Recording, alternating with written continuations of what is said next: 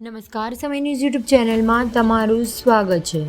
તમને જણાવી દઈએ કે અહીં આવી રહ્યું છે મહાતોફાન. 140ની સ્પીડથી પવન ફૂંકાશે ગુજરાત નજીક. અરબ સાગરમાં પણ સર્જાઈ ડીપ સ્ટ્રીમ પ્રેશર ગ્રેડિયન્ટ. કેટલાક પારો એ 49ની સાથે સેલ્સિયસ ઉપર આવ્યો છે, ત્યારે ખાસ કરીને ઉત્તર ભારતના અનેક રાજ્યોમાં હાલત ખરાબ છે.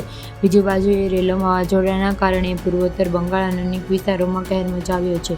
ત્યારે હવામાન વિભાગે આ રાજ્યમાં 5 દિવસ માટે સાવધાન રહેવા માટે કહ્યું છે.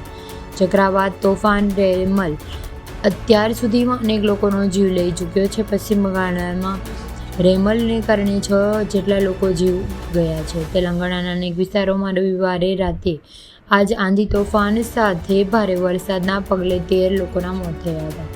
ત્યારે આ તળેટીના વિસ્તારોમાં બાંગ્લાદેશમાં ઓછામાં ઓછા 10 લોકોના મોત થયા છે.